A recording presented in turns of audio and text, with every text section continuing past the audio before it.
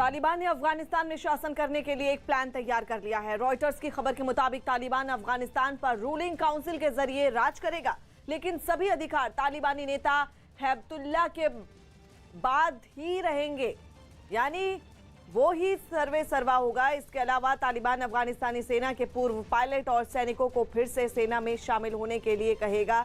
इतना ही नहीं, तालिबान के एक नेता ने दावा किया कि अफगानिस्तान में लोकतंत्र नहीं बल्कि शरिया कानून चलेगा।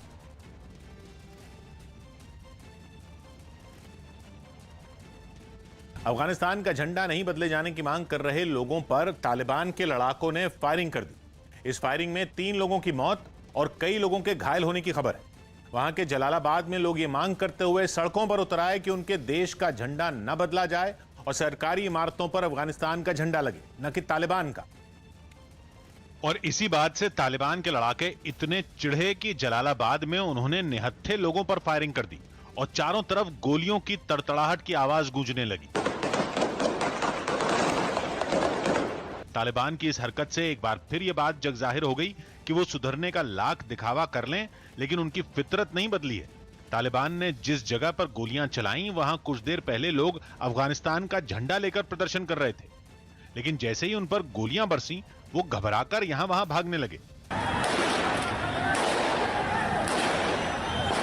पता चला कि फायरिंग में कुछ लोगों की मौत हो गई, जिसके बाद उनके परिवार वालों का रो रो कर बुरा हाल हो गया। जलालाबाद में प्रदर्शन कर रहे इन लोगों ने मांग की कि देश का झंडा वही रहे जो अब तक था, क्योंकि अफगानिस्तान पर कब्जे के बाद तालिबान जगह जगह पर अपना झंडा फहरा रहे हैं। और जलालाबाद में भी उन्होंने वही किया था।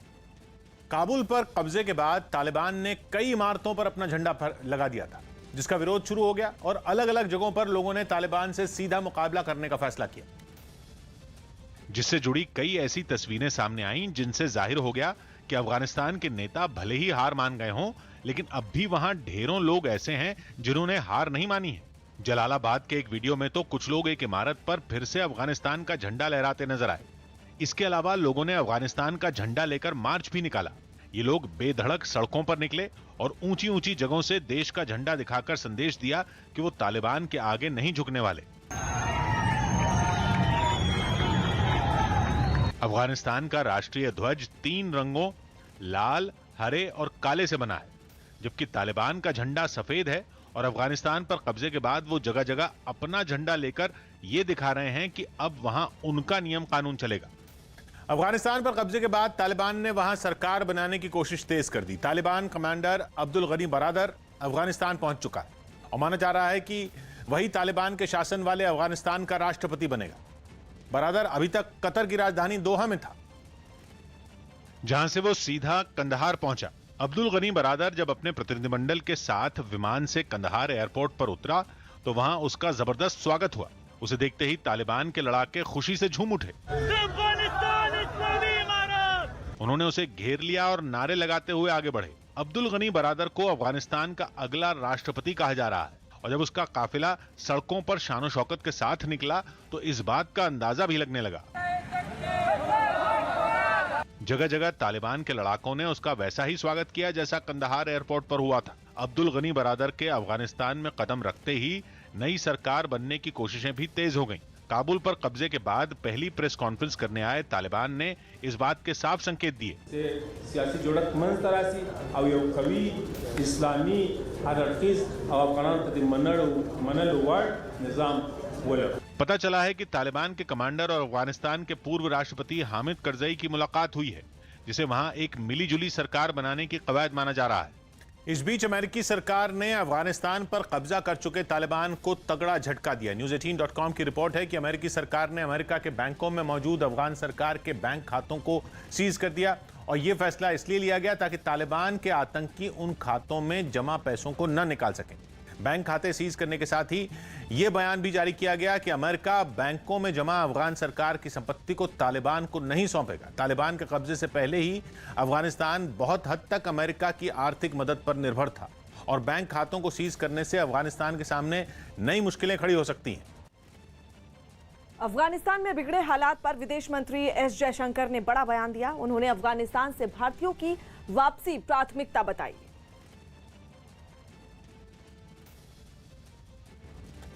लाहौर में महाराजा रणजीत सिंह की मूर्ति तोड़े जाने के विरोध में बीजेपी ने दिल्ली में पाकिस्तान उच्चायोग के बाहर जोरदार प्रदर्शन किया। वहां एक कट्टरपंथी संगठन तहरीक-ए-लब्बैक के कार्यकर्ता ने महाराजा रणजीत सिंह की मूर्ति के साथ तोड़फोड़ की थी, जिसके खिलाफ दिल्ली में जोरदार प्रदर्शन किया गया। बड़ी तादाद में बीजेपी कार्यकर्ता पाकिस्तान उच्चायोग के सामने इकट्ठा हो गए और नारेबाजी शुरू कर दी।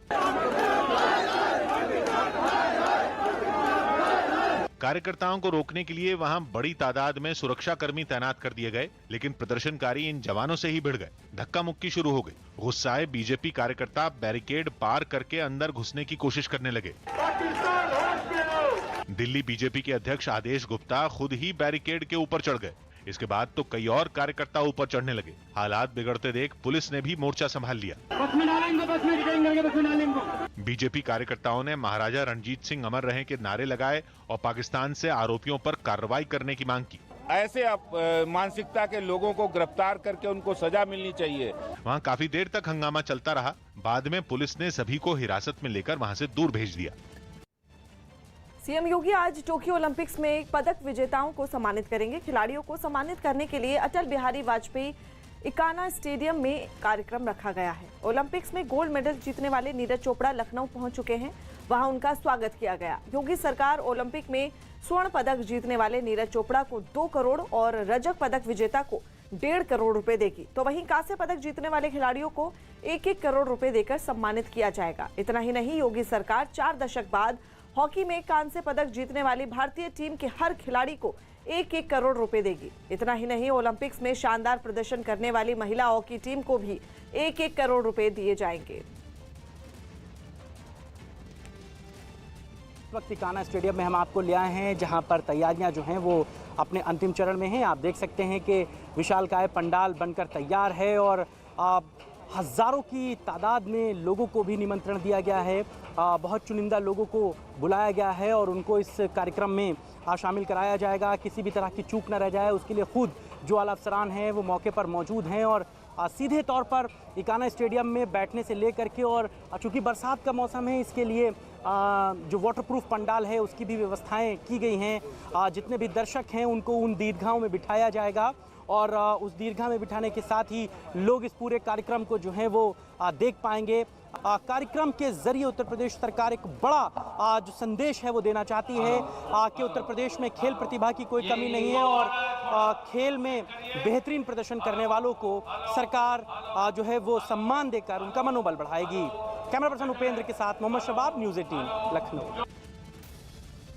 टोक्यो ओलंपिक्स में जितने मेडल विनर्स हैं, 4th प्राइज़ विनर्स हैं, सबको बुलाया गया है। हॉकी और महिला हॉकी और पुरुष हॉकी की टीम आ रही है। इंडिविजुअल इवेंट्स के भी सभी हमारे विनर्स आ रहे हैं और बड़ा कार्यक्रम होगा। माननीय राज्यपाल महोदया, माननीय मुख्यमंत्री जी, सभी मंत्रिमंडल के सदस्य और काफ़ी लोग और रहेंगे और स्पोर्ट्स से जुड़े हुए जितने एसोसिएशंस के उनके भी लोग। मध्य प्रदेश की राजधानी भोपाल में प्रदर्शन कर रहे नौजवानों पर पुलिस ने जमकर लाठियां बरसा दी।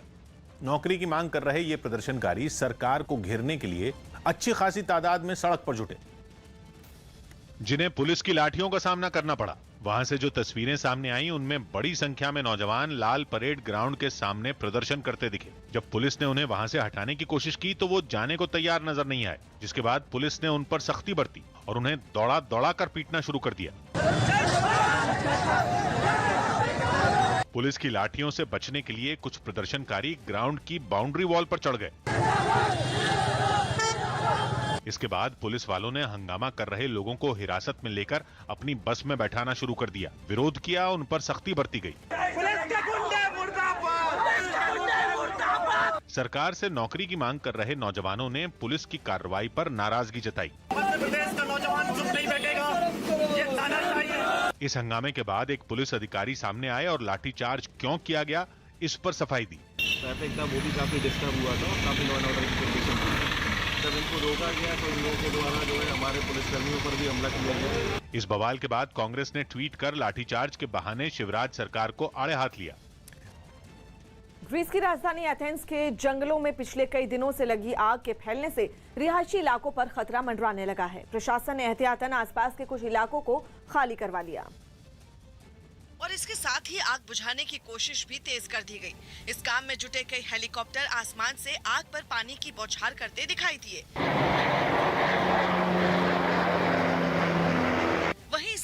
उठ रहा धुआं राजधानी एथेंस और आसपास के इलाकों में इस कदर फैल गया कि कुछ भी दिखाई देना मुश्किल हो गया। सूरज की रोशनी पर भी धुएं ने कब्जा कर लिया। खबर है कि अब तक हजारों लोग इस आग की वजह से बेघर हो चुके हैं। देश की सबसे बड़ी अदालत ने सेना में अफसरों के लिए भर्ती के लिए होने वाली एनडीए की प्रवेश परीक्षा से जुड़ा एक बड़ा आदेश दिया। न्यूज़ 18 के एहतशाम खान की रिपोर्ट है कि एक जनहित याचिका पर सुनवाई करते हुए सुप्रीम कोर्ट ने लड़कियों को एनडीए की प्रवेश परीक्षा देने की इजाजत दे दी। हालांकि भर्ती को लेकर कोर्ट की ओर से कोई आदेश नहीं दिया गया। असल में याचिकाकर्ता ने संविधान में पुरुष और महिलाओं को मिले बराबरी के हक का हवाला देते हुए यह मांग की थी, जिसका केंद्र की ओर से विरोध करते हुए कहा गया कि सेना में भर्ती होने के लिए सिर्फ एनडीए ही नहीं बल्कि यूपीएससी के जरिए सेना में महिलाओं का प्रवेश होता है। दोनों पक्षों की दलील सुनने के बाद कोर्ट ने लड़कियों को एनडीए की प्रवेश परीक्षा देने की इजाजत दे दी, लेकिन उनको एनडीए में लिया जाएगा या नहीं, इस पर आगे बहस होती रहेगी। नारायण राणे की जन आशीर्वाद यात्रा से पहले सियासी घमासान छिड़ गया। महाराष्ट्र में केंद्रीय मंत्री नारायण राणे की जन आशीर्वाद यात्रा शुरू होने से एक दिन पहले विवाद हो गया। उनका कार्यक्रम है कि यात्रा के दौरान वो बाला साहब ठाकरे के स्मारक स्थल पर दर्शन करेंगे, जिसका शिवसेना ने विरोध किया। जिन्होंने बाला साहब को दुख दिया है, ऐसे ये बदमाश लोगों को बाला साहब का स्मृति स्थल का दर्शन लेने का अधिकार नहीं है। जबकि बीजेपी ने दलील दी कि बाला साहब किसी पार्टी के नहीं बल्कि पूरे देश के थे। और राष्ट्रीय नेता बन गए, हिंदू हृदय सम्राट बन गए, तो सबके लिए वो पूजनीय व आदरणीय है। दिल्ली पुलिस ने रोहिणी जेल के 2 अधिकारियों को करीब 200 करोड़ की ठगी के आरोप में गिरफ्तार कर लिया। आरोप है कि इन्होंने जेल में बंद रैनबैक्सी कंपनी के पूर्व प्रमोटर शिविंदर मोहन सिंह को मदद पहुंचाने के नाम पर उनकी पत्नी से यह ठगी की। इस केस में फिलहाल रोहिणी जेल के 6 कर्मचारियों को सस्पेंड किया गया है। अफगानिस्तान संकट के बीच भारत अपने 3 खोजी कुत्तों को भी काबुल से स्वदेश ले आया। इन्हें वहां 3 साल के लिए भेजा गया था। महाराष्ट्र के सातारा से बीजेपी सांसद उदयन राजे भोसले की कोरोना रिपोर्ट पॉजिटिव आई, जिसके बाद उन्हें पुणे के एक अस्पताल में भर्ती करवाया गया। केंद्र सरकार ने किसानों की आमदनी दुगनी करने की दिशा में एक और बड़ा फैसला लिया। इसके तहत देश में पाम ऑयल की खेती करने वालों को बढ़ावा दिया जाएगा। सरकार ने अपने इस अभियान के लिए 11,000 करोड़ रुपए के निवेश को मंजूरी दे दी। सरकार के इस फैसले को प्रधानमंत्री मोदी ने आत्मनिर्भर भारत के लिए जरूरी बताया। 11,000 करोड़ रुपए भारत सरकार खर्च करेगी। मध्य प्रदेश की राजधानी भोपाल में सैकड़ों चयनित शिक्षक अपनी नियुक्ति की मांग को लेकर बीजेपी ऑफिस के सामने धरने पर बैठ गए, जिनका आरोप था कि परीक्षा पास करने के बावजूद उनकी पोस्टिंग नहीं हुई। इनमें बड़ी संख्या में महिला शिक्षक नजर आईं, जिनके विरोध का अंदाज भी बिल्कुल अलग दिखा। वो अपने हाथों में पूजा की थाली और राखी लेकर पहुंची। मध्य प्रदेश में मामा के नाम से मशहूर शिवराज सिंह चौहान से वो राखी के बदले नियुक्ति पत्र की मांग करती नजर आई। राखी का त्योहार मनाने आए हैं और उसके उपलक्ष्य में हम हमारे नियुक्ति पत्र उनसे लेने आए हैं। कुछ महिलाएं तो वहीं कान पकड़कर उठक बैठक करती दिखी, तो वहीं इस दौरान कई शिक्षकों ने नियुक्ति देने के नारे भी लगाए। इस दौरान धूप में बैठी कई महिलाओं की तबीयत भी बिगड़ गई। कई प्रदर्शनकारियों को तो चक्कर आ गए और उन्हें तुरंत पानी और ग्लूकोज दिया गया। सरकार में बैठी बीजेपी के खिलाफ प्रदर्शन का पता जब कांग्रेस को चला तो पार्टी के नेता जीतू पटवारी मौके पर पहुंच गए और उनसे मुलाकात की और उन्होंने विरोध जता रही महिलाओं से राखी बंधवा ली। शिक्षकों के बीच पहुंचे जीतू पटवारी ने सीएम से नौकरी देने की अपील की। आपसे हाथ जोड़ के निवेदन है, राखी पे बहनों को तोहफा दो। बताया गया कि मध्य प्रदेश में कई शहरों में नियुक्ति पत्र का इंतजार कर रहे शिक्षकों ने इसी तरह अलग अलग बीजेपी दफ्तरों के सामने विरोध जताया। हम लेके रहेंगे। हालांकि इसके जवाब में सरकार ने कहा कि मामला कोर्ट में है, इसका फैसला आते ही शिक्षकों की मांग पूरी की जाएगी। जिस तरह से हमें माननीय न्यायालय का आदेश प्राप्त होता है, हम अपनी नियुक्ति आदेश जारी करने की प्रक्रिया प्रारंभ कर देंगे। विरोध कर रहे शिक्षकों की दलील है कि 2019 में परीक्षा पास करने के बाद पहले तो सरकार ने कोविड का बहाना बनाया और फिर 2 साल बाद तक नौकरी नहीं दी। इसी के खिलाफ उन्हें सड़कों पर उतरना पड़ा। कृषि सुधार कानूनों का विरोध कर रहे किसान संगठनों से जुड़े लोगों ने पंजाब के फिरोजपुर में अकाली दल नेता सुखबीर सिंह बादल का विरोध किया। सुखबीर बादल राज्य में अपनी 100 दिनों की यात्रा शुरू करने के लिए पूरे लाव लश्कर के साथ वहां पहुंचे। लेकिन उन्हें किसान संगठनों से जुड़े लोगों के विरोध का सामना करना पड़ गया। सड़क किनारे खड़े इन प्रदर्शनकारियों ने सुखबीर बादल के काफिले को रोककर काले झंडे दिखाने की कोशिश की, मगर वहां पहले से तैनात पुलिस वाले उनके सामने दीवार बनकर खड़े हो गए। कुछ प्रदर्शनकारियों ने इस घेराबंदी को तोड़ने की कोशिश की, मगर वो सफल नहीं हो पाए। इस प्रदर्शन में कुछ महिलाएं भी नजर आईं, जिन्होंने हाथों में झंडे लेकर अकाली दल नेता का विरोध किया। इस हंगामे की वजह से वहां कुछ देर के लिए अफरा तफरी का माहौल बन गया। हालांकि पुलिस वाले जैसे तैसे सुखबीर बादल का काफिला वहां से निकालने में कामयाब रहे। इसके बाद अकाली दल नेता ने एक प्रेस कॉन्फ्रेंस की और ऐलान किया कि राज्य में उनकी पार्टी की सरकार बनने पर ये तीनों कानून लागू नहीं होंगे। ड्रामे करते रहते हैं पर रद्द नहीं किए। ਅਸੀਂ रद्द करांगे ਜਦੋਂ तक श्रोमणी अकाली दल की सरकार है, आ कानून पंजाब च नहीं लागू होंगे। पंजाब में हाल ही में विधानसभा चुनाव है। ऐसे में वहां की ज्यादातर पार्टियां किसानों के मुद्दे को जोर शोर से उठा रही हैं, जिनमें अकाली दल और कांग्रेस में किसानों के साथ खड़े होने की होड़ मची है। बिहार के बेतिया से एक हैरान करने वाला वीडियो सामने आया। वहां खोड़ी गांव के एक पेट्रोल पंप पर कुछ लोग पंप के कर्मचारी से भिड़ गए और फिर उसके साथ मारपीट शुरू कर दी गई। सीसीटीवी फुटेज से पता चला कि वो लोग पेट्रोल भरवाने के बाद सफेद कमीज पहने पंप कर्मी से उलझ पड़े और फिर हाथापाई पर उतर आए। दोनों पक्षों के बीच जमकर लात घूंसे चले। इस बीच एक दूसरा पंप कर्मी उन्हें अलग करता हुआ नजर आया। आरोप है कि युवकों ने पेट्रोल भरवाने के बाद पैसे देने में आनाकानी की, जिसकी वजह से ये विवाद हुआ। फ्रांस के दक्षिणी हिस्से में जंगलों में लगी आग बेकाबू हो गई। वहां इससे इतनी तबाही मची कि सैकड़ों लोगों को अपना घर छोड़ना पड़ गया। और फ्रेंच रिवियरा में तो जंगल आग के शोलों में तब्दील हो गए, जिससे उठने वाले धुएं से सारा आसमान भर गया। इसे बुझाने के लिए सेना के कई विमान एक के बाद एक पानी जलते जंगलों में डालते दिखे, लेकिन इसका कोई खास असर नहीं दिखाई पड़ा।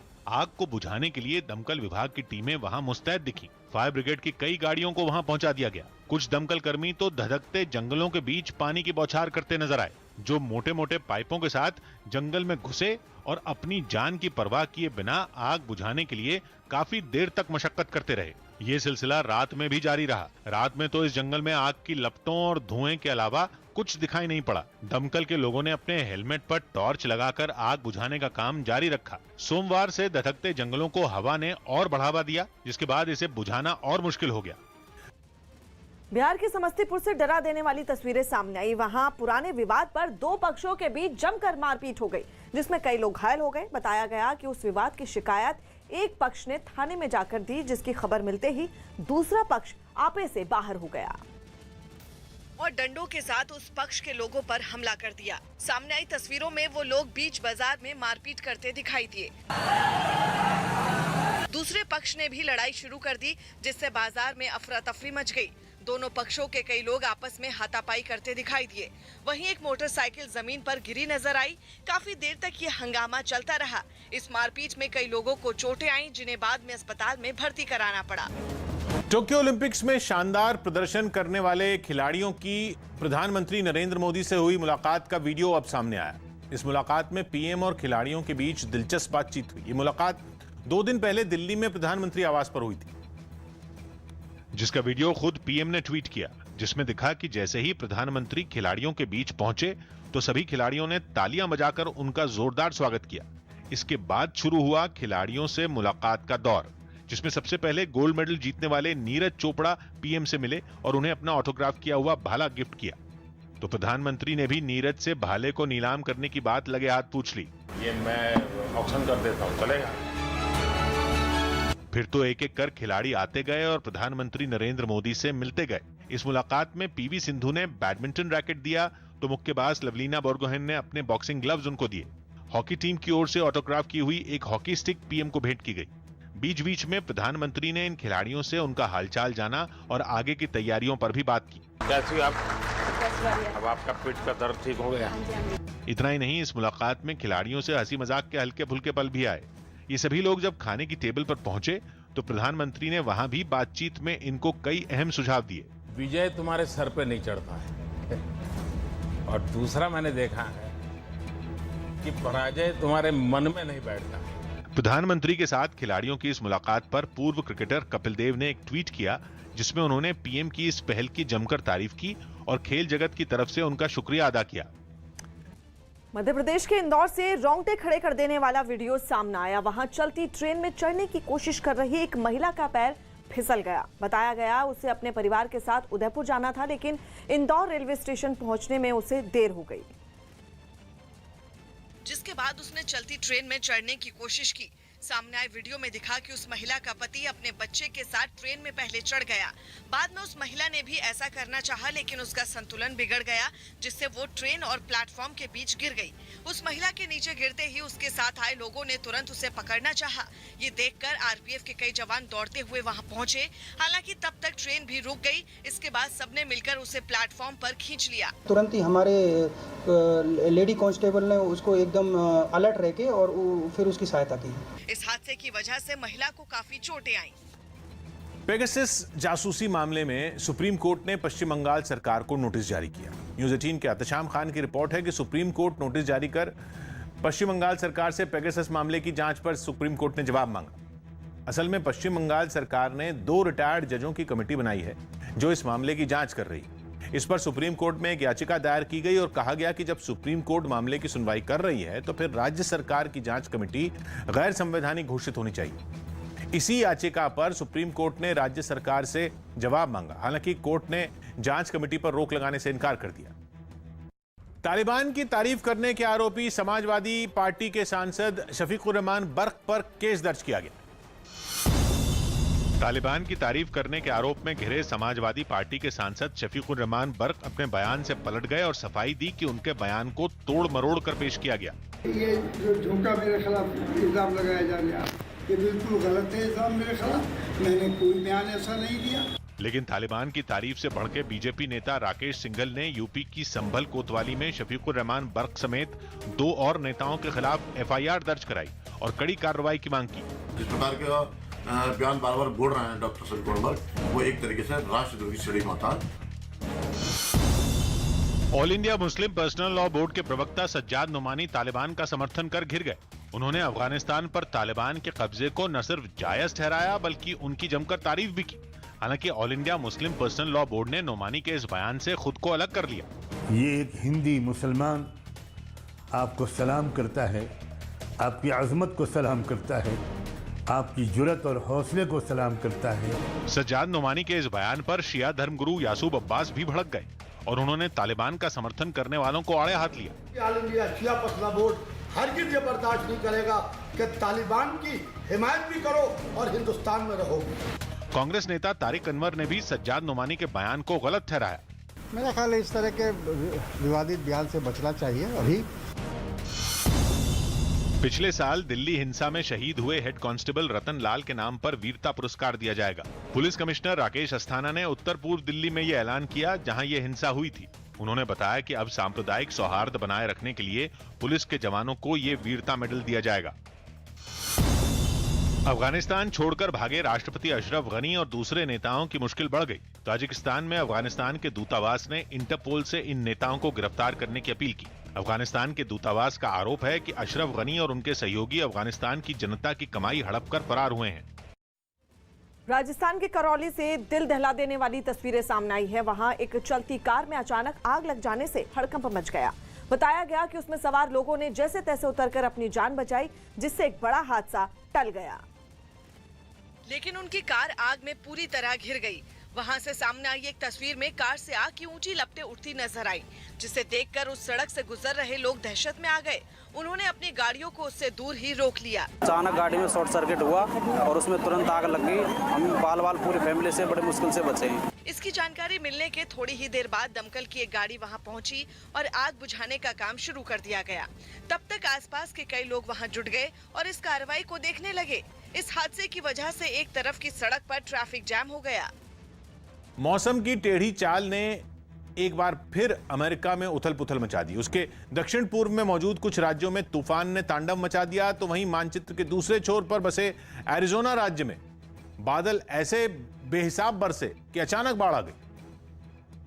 और फिर जो तस्वीरें सामने आई उनमें चारों तरफ उफान मारता गंदा मटमैला पानी उत्पात मचाता दिखा। सैलाब के आगे सड़कों ने ऐसे सरेंडर किया कि तस्वीरें देखकर यह कह पाना तक मुमकिन नहीं था कि जहां पानी बह रहा है वहां कभी गाड़ियां दौड़ा करती थी।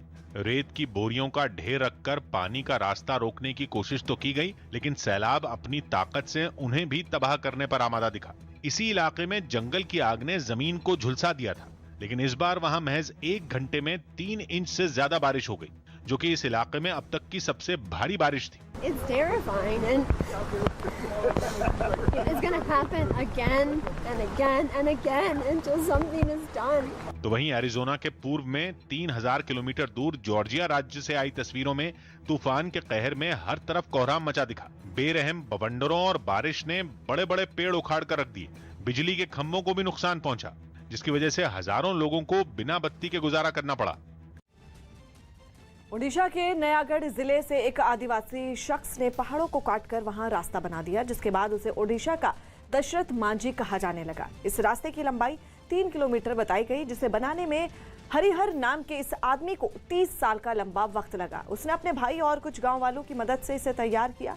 खेती करने वाले हरिहर ने बताया कि रास्ता न होने की वजह से उनके गांव को कई दिक्कतों का सामना करना पड़ता था, लेकिन पहाड़ी इलाका होने की वजह से वहां रास्ता नहीं बन सका, जिसके बाद उन्होंने इसका बीड़ा उठाया और खुद ही जंगल के बीच रास्ता बना दिया।